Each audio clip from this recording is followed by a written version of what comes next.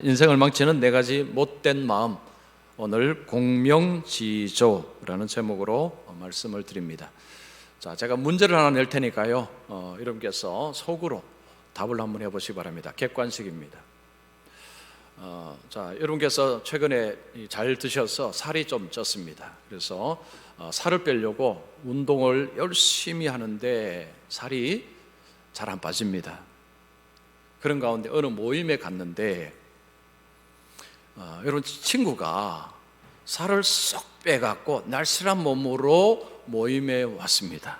자, 그 친구를 보면서 무슨 생각할지 1, 2, 3번 중에 한번 선택해 보십시오. 1번, 날씬해지니 참 젊어 보이는구나, 참 보기 좋다. 1번이고요. 2번은 이 친구 무슨 이상한 약 먹은 것 아닌가? 2번이고요. 3번은 나도 살 빼려고 하는데 이 친구가 먼저 살을 뺐구나, 나도 이 친구처럼 살을 빼야 되겠는데 이 친구 얼마나 힘들었을까, 이 친구를 보면서 분발해서 살을 빼야지. 자, 1, 2, 3번 중에 속으로 대답해요. 속으로. 입으로 하시면 안 됩니다. 자, 어느 쪽을 선택을 하실래요? 아마도 주로 2번 아니면 3번. 1번을 선택하실 분들 물론 혹 계실지 모르겠지만 아마도 주로 2번, 3번을 많이 선택을 하실 것 같습니다. 자, 2번, 3번을 선택하셨다는 것은 뭐냐 하면 여러분께서 그 친구를 보면서 질투심을 느꼈다, 그것을 말하는 것입니다. 3번도 질투라고요? 그것도 질투를 할 수 있습니다. 우선 나중에 말씀드리면 아마 여러분 이해하실 것입니다. 이 질투심은 이건 모든 사람이 가지는 감정입니다. 어떤 특정한 사람이 가지는 것이 아니고요, 모든 사람이 가지는 것이 이게 질투심, 이게 질투심이라는 감정입니다. 만약에 어떤 사람이 나는 질투심 이런 거 하나도 없어요 라고 하면요, 이거 문제 있는 것입니다. 무슨 문제가 있을까요? 이런 문제가 있습니다. 이분은 삶의 의욕도 없고 삶의 목표도 없고 삶의 갈망도 없다라는 증거입니다. 여러분, 질투심은 어떤 상황에서 생기는 것입니까? 내게는 없는데 지금 내 친구나 주위에 있는 사람에게 있는 것으로 인해서 생기는 것이 질투심입니다. 내가 어떤 것을 간절히 바라는데 지금 내게는 없는데 내 친구에게 있습니다. 그러면 그때 질투심이 느껴지는 것입니다. 그래서 질투심은 우리가 다 가질 수 있는 것입니다. 자, 질투심이 우리 속에 들어와서 이게 심각하게 문제를 일으킬 수가 있습니다. 자, 오늘 설교 제목이 공명지조입니다. 아마 이 사자성어 처음 들으신 분들이 많을 것입니다. 이게 무슨 뜻일까요? 한 가지 공, 목숨 명, 갈지 세조라는 사자성어입니다. 자, 이것은 목숨을 공유하는 새라는 의미가 있습니다. 목숨을 공유하는 새입니다. 한 몸에 머리가 두 개라는 것입니다. 한 몸에 머리가 둘 달린 새입니다. 자, 이 사자성어는 도대체 무슨 의미를 전달하는가, 이런 것입니다.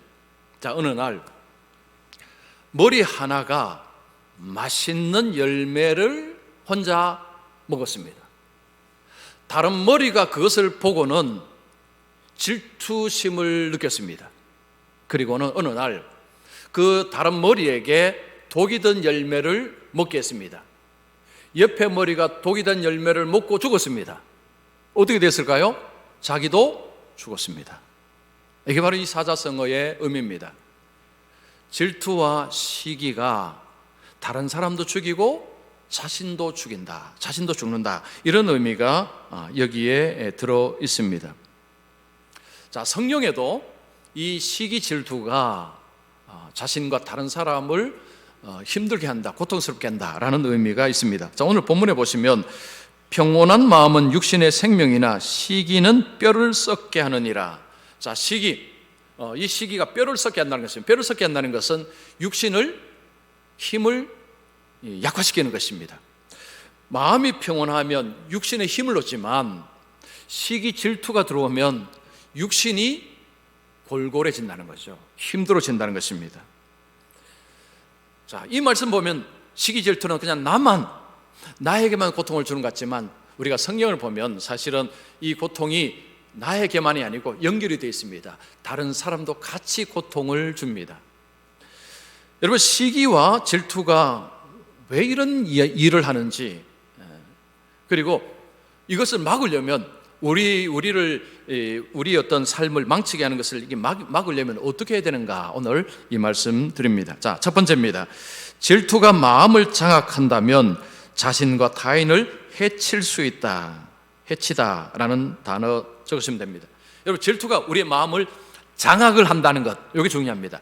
장악을 하게 되면 나와 상대를 해치는 일이 벌어질 수 있습니다. 자, 우리가 성경에 보면 수많은 인물들이 나옵니다. 그 인물들 중에 이 시기와 질투에 사로잡힌 인물들도 나옵니다. 자, 그들을 제가 좀 말씀을 드리겠습니다. 자, 그 전에 먼저 이 성경에서 시기라는 말이 무슨 뜻인가? 오늘 본문에서 시기는 부러워하다, 옆에 사람의 것을 부러워하는 것이, 이거 시기입니다. 여러분, 사전에서 시기를 찾으면 이런 뜻이 나옵니다. 남이 잘 되는 것을 싫어함, 남 잘 되는 것 싫어하는 것이, 이게 시기입니다.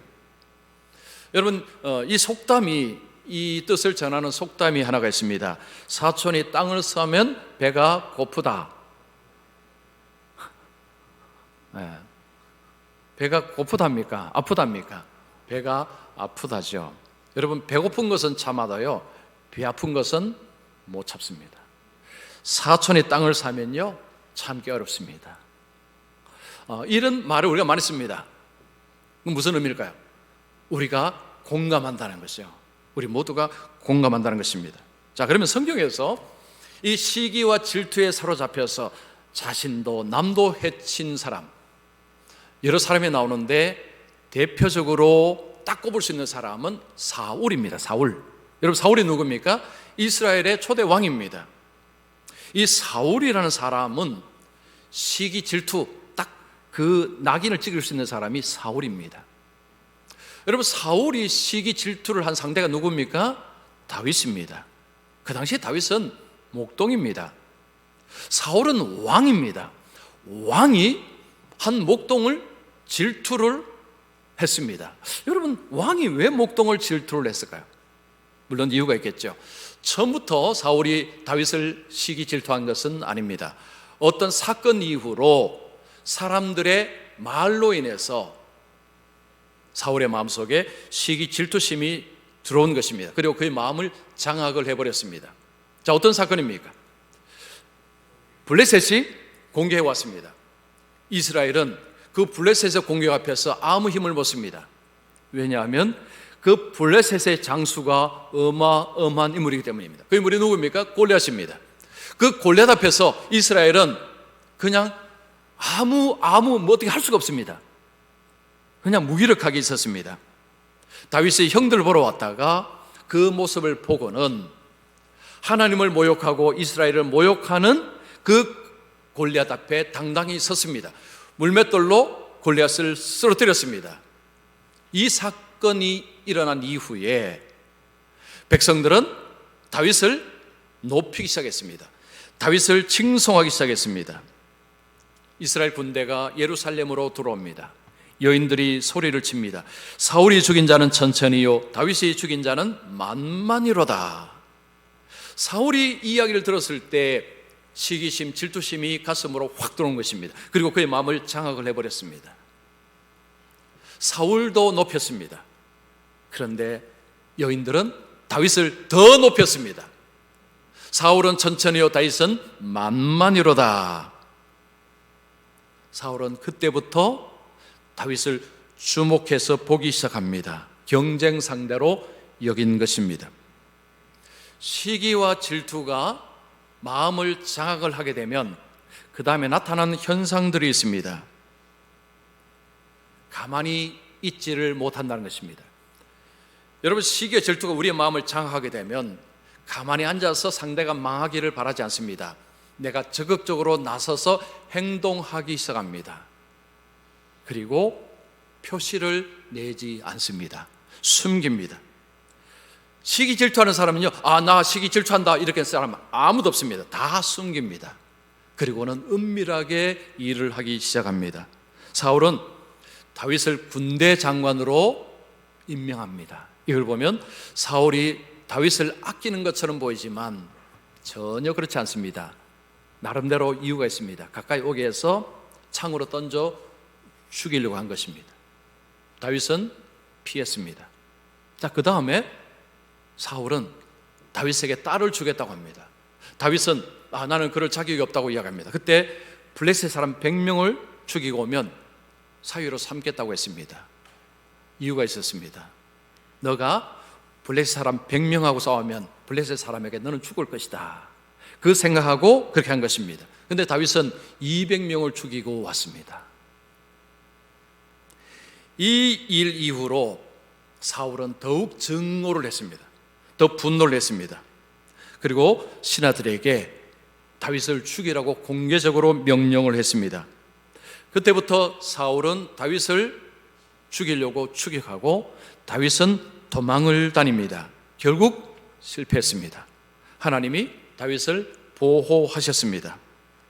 사울의 마지막이 너무 비참합니다. 블레셋과의 싸움에서 중상을 입었습니다. 옆에 있는 병사에게 자기를 죽여달라고 합니다. 병사 거절합니다. 자기가 자기 칼에 엎드려져서 죽었습니다. 사울의 인생은 너무 비참합니다. 왜요?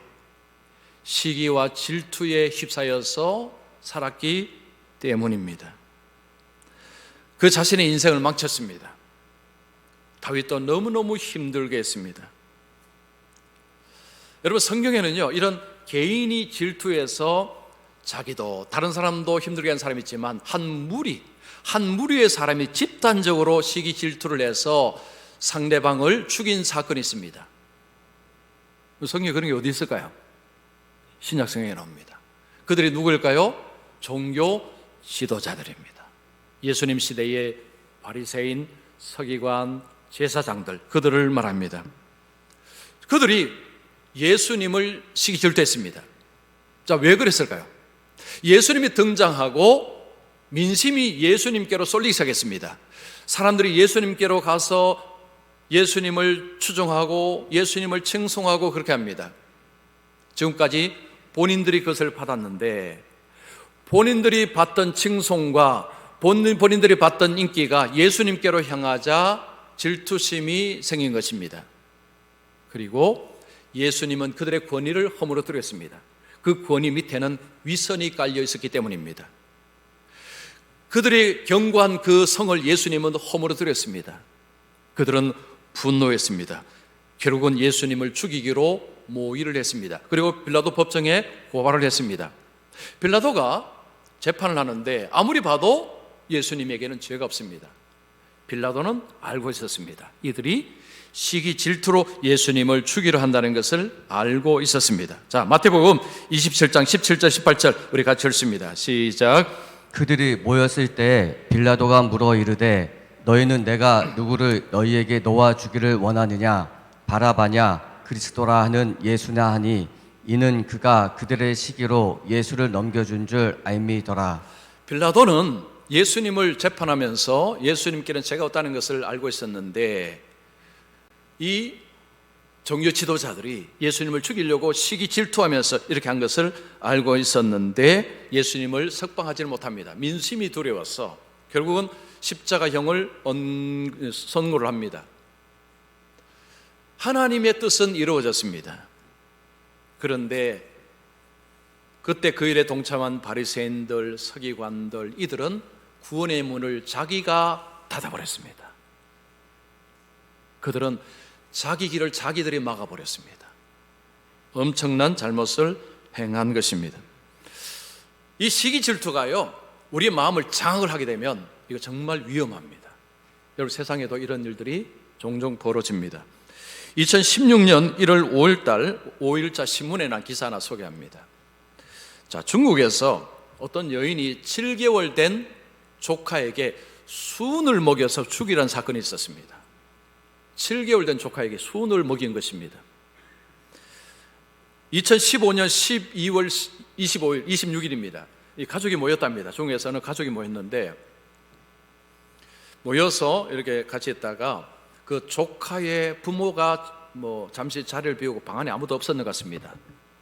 자, 여인이 7개월 된 그 조카에게 수은을 먹였는데, 이 수은은 어디서 나왔는가 하니 수은 체온계가 있다고 합니다. 뭐 여러분 아시면 아시겠지만 그 체온계를 이렇게 부러뜨려서 그 안에 수은이 있는데 이게 한 3g 정도 된다고 합니다. 이걸 아이에게 먹인 것입니다. 수은 3g도요 아주 이게 굉장히 무섭고 치명적이라고 합니다. 하여튼 먹였습니다. 아이의 아빠가 와서 보니 애가 좀 이상합니다. 옆에 보니까 수은계가 부러져 있습니다. 체온계가. 아하, 이 아이가 수은을 먹였다는 걸 생각하고 아이를 이제 병원에 데려갑니다. 아이는 목숨은 건졌습니다. 경찰이 조사를 합니다. 누가 이런 일을 행하는 거 보니까 이모가 행한 것입니다. 이모가 조카에게 수은을 먹인 것입니다. 그럼 왜 먹였느냐? 질투심 때문입니다. 자기는 딸을 낳았습니다. 언니는 아들을 낳았기 때문입니다. 중국은 이 어떤 가부장제 사회입니다. 이게 남자의 권위가 엄청납니다. 그리고 남녀 소득차가 굉장히 크다고 합니다. 그래서 이 남자 아들 선호 사상이 굉장히 심하다고 합니다. 자, 그로 인해서 생긴 현상이라고 신문은 이야기합니다. 이 시기 질투가 어쨌든 사람의 마음을 장악하게 되면 이런 엄청난 일을 저지를 수가 있다는 것입니다. 야고보서 이런 말씀이 있습니다. 시기와 다툼이 있는 곳에는 혼란과 모든 악한 일이 있음이라. 시기가 있으면 다툼이 있고 거기에 악한 일이 있다라고 말씀합니다. 여러분 혹시 이 말씀 들으면서 이런 좀 의문 들지 않습니까? 목사님, 시기 질투라고 해서 다 나쁜가요? 뭐 시기 질투하면 다 뭐 자기를 해치고 다른 사람 해치고 뭐 꼭 그렇게 하는 겁니까? 나는 시기 질투를 해도 나는 그 정도까지는 가지 않았는데요. 혹시 이런 생각하실 분이 계실지 모릅니다. 그렇습니다. 맞습니다. 여러분 시기 질투라고 다 똑같지 않습니다. 그래서 어떤 학자는요 2가지로 분리했습니다. 흰 시기, 흰 질투심, 검은 질투심, 질투를 2가지로 나눴습니다. 흰 질투심은 자기를 망치고 다른 사람을 망치게 하지 않습니다. 문제는 검은 질투심입니다. 이 검은 질투심이 들어가면요 악평합니다. 비난합니다. 그리고 상대를 해하려고 합니다. 이것이 검은 질투심이라는 것입니다. 자, 그러면 하얀 질투심은 뭐냐? 제가 설교 서두에 3번째 기억나십니까? 3번째 자기도 이제 살을 빼야 되는데 친구가 먼저 살 뺀 모습 보고 자극을 받는 것입니다. 나도 이 친구가 정우라면 어쨌든 이 친구를 보면서 내가 더 열심히 살 빼야지. 이게 흰 질투심이라고 합니다. 어떤 목표를 세워놓고 그 목표를 향해 가는데 다른 사람이 먼저 그 목표를 달성하고 그것을 가지고 있습니다. 그러면 질투심이 생깁니다. 이걸 활용을 하는 거죠. 내가 더 분발해야 되겠다, 더 애써야 되겠다, 더 노력해야 되겠다. 이것이 흰 질투심입니다. 그래서 흰 질투심은 오히려 도움됩니다. 근데 문제는요 이 흰 질투심이 검은 질투심으로 변할 수 있다는 것입니다. 이게 문제입니다. 늘 내게는 흰 질투심만 있는 게 아니라는 거죠.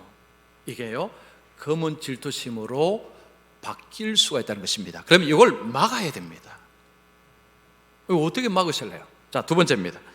질투가 마음을 장악하는 것을 막으려면 하나님의 은혜 안에서 만족을 찾아야 된다. 만족을 찾아야 됩니다. 자, 우리 마음에 질투심이 생기는 것은요 이거 피할 수가 없습니다. 막을 수가 없습니다. 무의식적으로 질투심은 들어옵니다. 내가 어떤 목표를 세우고 가는데 나도 살을 빼려고 하는데 내 친구가 먼저 살 뺐으면요 그 질투심이 생기는 것이 정상입니다.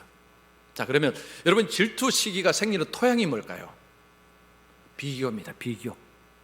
비교로 인해서 질투심이 들어오는 것입니다. 다른 말로 하면 여러분 우리가 비교 안 하면요 질투심 안 들어옵니다. 우리가 비교 안 하고 살면 질투심은 안 생깁니다. 근데 이게 과연 가능할까요? 자, 미국 코넬 대학에서 직장인들 대상으로 재밌는 실험을 했습니다. 자, 2가지를 알려주고 둘 중에 하나를 선택하라고 했습니다. 첫 번째는 이렇습니다. 당신에게 내가 10만 불을 주겠습니다. 그리고 당신 주위에 있는 사람들에게 18만 5천 불을 주겠습니다. 이게 첫 번째입니다. 당신에게 10만 불, 옆에 있는 사람에게 8만 5천 불 주겠다는 것입니다. 자, 2번째는 당신에게 1만 불을 더 얹어서 11만 불을 주겠습니다. 그리고 당신 주위에 있는 사람들에게 13만 불을 주겠습니다. 자, 둘 중에 어느 것을 하겠습니까? 어느 쪽 선택했을까요? 이건 대답하셔야 됩니다. 1번, 2번. 1번. 1번을 선택했습니다. 1번은요, 내가 1만 불을 덜 받습니다. 그런데도 왜 1번을 선택했을까요? 다른 사람보다는 더 받아야 하기 때문입니다. 이게 사람들이 가진 공통된 속성이라는 거죠. 여러분, 우리는요, 외딴 섬에 살고 있는 것이 아닙니다. 우리는 더불어 함께 살아가고 있습니다. 비교합니다. 근데 이 비교 대상이 저 멀리 있는 사람이 아닙니다. 가까이 있는 사람입니다. 심지어는 형제가 됩니다. 그리고 친구, 직장 동료, 교회 같이 다니는 교우들, 가까운 사람들이 그 대상이 됩니다. 여러분, 우리는 빌 게이츠를 질투하지 않습니다. 삼성전자 회장 이재용 씨를 여러분 질투하지 않습니다. 우리가 질투하는 대상은요, 나 옆에 있는 사람들입니다. 나 옆에 있는 사람들. 내가 안 가지고 있는데 옆에 있는 사람이 그걸 가질 때 여러분 이 질투심이 생기는 것입니다. 자, 그리고 이 질투심이 생길 때 처음에는 별 문제가 아닙니다. 이게 발전한다는 거죠. 괴물로 발전해 볼 수 있다는 것입니다. 이걸 막아야 됩니다. 어떻게 막을 것이냐? 오늘 설교의 핵심은 이겁니다. 자기를 인정하셔야 됩니다. 자기를 긍정하셔야 됩니다. 그리고 만족하셔야 됩니다.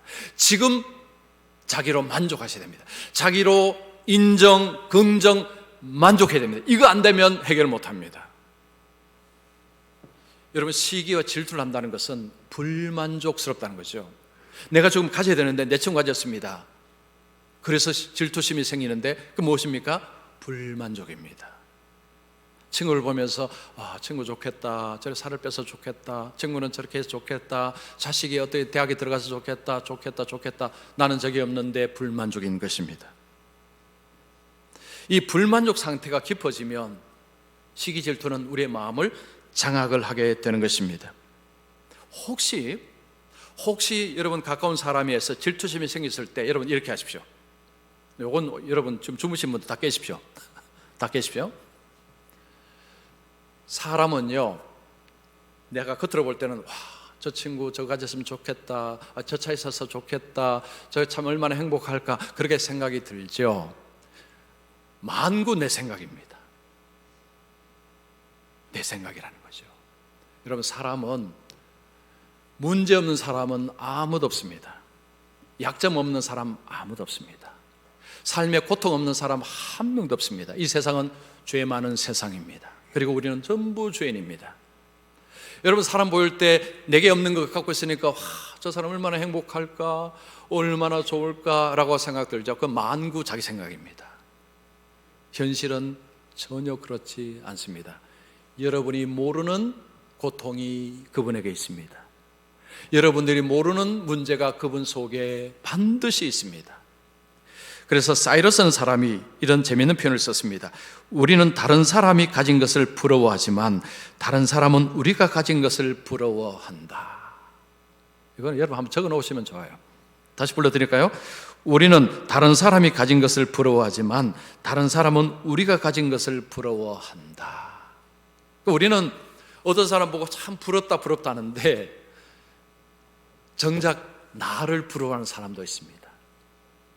근데 우리는 내게 없는 것을 가진 사람만 쳐다보죠. 그런데 사실은 인생을 전체로 놓고 보면 그렇지 않다는 거죠. 나를 부러워하는 사람도 있다는 것입니다. 이 말은 뭡니까? 내게도 좋은 것이 있다는 거죠. 우리가 내게 좋은 것을 인정을 안 할 뿐입니다. 여러분, 내게도 강점이 있습니다. 장점이 있다는 거죠. 근데 우리가 우리 스스로를 인정을 하지 않습니다. 이게 문제입니다. 다른 사람이 가진 것만 인정을 합니다. 내게 있는 것을 인정을 안 해요. 이게 문제입니다. 자기를 인정하고 긍정을 해야 됩니다. 그래야 만족이 옵니다. 자, 그러면 이거 어떻게 하면 이해 가능할까요? 방법이 있습니다. 자, 우리 빌립보서 4장 11절 13절입니다. 같이 읽습니다. 시작. 내가 궁핍함으로 말하는 것이 아니니라. 어떠한 형편에든지 나는 자족하기를 배웠노니 나는 비천에 처할 줄도 알고 풍부에 처할 줄도 알아. 모든 일 곧 배부름과 배고픔과 풍부와 궁핍에도 처할 줄 아는 일체의 비결을 배웠노라. 내게 능력 주시는 자 안에서 내가 모든 것을 할 수 있느니라. 자, 바울이 하느냐? 나는 자족한다고 했습니다. 만족한다는 거죠. 그러면 모든 것이 다 갖추어졌기 때문에 아닙니다. 바울이 뭐라고 이야기합니까? 나는 비천에 처하고 풍부에도 처하고 뭐 여러 가지 상황, 배고픔, 배부름 뭐 온갖 상황이겠지만 나는 자족한다. 이걸 배웠다고 이야기합니다. 근거가 무엇입니까? 내게 능력 주시는 자 안에서, 내게 능력 주시는 자, 이분이 누굽니까? 예수님입니다. 보통 사람들은 사람의 가치를 뭐라고 이야기합니까? 그 사람이 가진 것으로 그 사람의 가치를 매기려고 합니다. 그 사람이 좋은 자동차를 가지고 있고 뭐 좋은 학벌을 가지고 있고 뭐 좋은 집을 가지고 있고, 이걸 사람의 가치를 평가하려고 그러죠. 근데 그것은 세상적인 방법이고, 그리고 세상에서도 사실은 그렇게 하는 사람이 더 많습니다. 우리의 진짜 가치는요, 소속입니다. 소속. 어디에 소속이 됐는가가 진짜 가치를 보여주는 것입니다. 바울은 자신이 예수님 안에 소속이 되어 있다라고 이야기합니다. 그래서 나는 자족한다. 자, 바울이 자족하는 이유는요, 나는 예수님 안에 있기 때문에. 그 예수님이 누굽니까? 내게 능력을 주시는 그분 안에 있기 때문에 나는 자족한다라고 이야기하는 것입니다. 환경에 영향을 받지 않습니다. 환경에 구애되지 않습니다. 바울은 나는 만족한다. 자, 그러면 그 예수님이 무슨 일을 하는 것입니까? 자, 고린도후서 8장 9절 말씀 같이 읽습니다. 시작. 우리 주 예수 그리스도의 은혜를 너희가 알거니와 부요하신 이로써 너희를 위하여 가난하게 되심은 그의 가난함으로 말미암아 너희를 부요하게 하려 하심이라. 자, 예수님이 무슨 일을 하십니까? 예수님은 사람이 되심으로 스스로를 가난한 자리로 내려오셨습니다. 그 이유는 우리를 부요하게 한다. 이 부유하다는 것은 부자 만든다는 게 아니고요, 예수님 안에서 복, 영광 뭐 이런 것들을 말하는 것입니다. 풍성함. 예수님 안에서 진짜 복을 주시기 위해서 예수님이 가난한 자리로 내려오셨다라고 이야기를 합니다. 자, 그러면 지금 나는 난 내세울 것도 없고 많은 것도 없는데요, 이렇게 생각되십니까? 인생을 너무 단편적으로 보시는 것입니다. 여러분, 세상에 어떤 경험을 많이 한 사람도요, 작은 사건에 일희일비하지 않습니다. 자, 어떤 노인 농부에게 늙은 말이 하나가 있었습니다. 이 말을 가지고 밭을 갈았습니다. 근데 어느 날 이 말이 그만 도망을 가버렸습니다. 그러자 옆에 사람들이 아이고 어쩝니까 말이 도망갔는데 이제 농사를 어떻게 지었습니까? 라고 이야기합니다. 그때 노인이 말합니다. 이게 복인지 불행인지 어찌 알겠소? 얼마 후에 그 말이 친구들 끌고 온 것입니다. 야생마를 끌고 왔습니다. 그러니까 동네 사람들이 아이고 노인 복 받았네라고 했습니다. 그때 노인이 뭐라고 한지 아십니까? 이게 복인지 불행인지 어찌 알겠소? 라고 했습니다. 그 노인 아들이 그 야생마를 길들이기 위해서 이제 올라타고 하다가 그만 떨어져서 다리를 부러뜨렸습니다. 다리가 부러졌습니다. 그러자 또 동네 사람이 아이고 어떡합니까? 다리가 부러졌네요 하니까 이게 복인지 불행인지 어찌 알겠소? 라고 합니다. 전쟁이 일어났습니다. 군대가 그 마을에 들어와서 젊은이들을 다 끌고 갑니다. 그때 그 노인 아들은 끌고 가지 못합니다. 왜냐? 다리가 부러졌기 때문에. 노인은 인생을 오래 살았습니다. 그죠? 오래 산물입니다. 인생을 오래 살고 보니 오늘 내가 이게 내한테는 화라고 생각하는 게 그 다음에는 복이 되는 일도 있다는 것을 이미 경험을 한 것입니다. 그리고 지금 복이라는 것이 그 뒤에는 화가 되는 일도 일어난다는 것을 이미 경험한 것입니다. 그래서 오늘 어떤 사건에 대해서 일희일비하지 않은 것입니다. 그렇다면 여러분, 우리는요, 여러분, 예수 믿는 분이 오늘 현실에 조금 없다고 해서 그러면 안 됩니다. 인생을 너무 단편적으로 본다는 거죠. 여러분, 우리에게는 약속이 있습니다. 약속은요, 지금 당장 안 이루어졌기 때문에 그 약속은 안 이루어지는 것입니까? 아니요, 그렇지 않습니다. 여러분, 성령의 약속은 미래적입니다. 미래적입니다. 지금 당장 일어나야 될 사건이 아니라는 것입니다. 즉 바울은 뭐라고 이야기합니까? 하나님의 은혜로 예수 믿는 자를 부유케 하기 위해서 낮아지셨다라고 이야기합니다. 자, 하나님의 은혜를 먼저 이야기합니다. 바울이 한 고백이 이런 고백이 있죠. 내가 나된 것은 하나님의 은혜이다. 내가 나된 것은 하나님의 은혜다. 놀라운 고백입니다. 하나님의 은혜는요, 큰 우산입니다. 큰 우산이 하나님의 은혜입니다.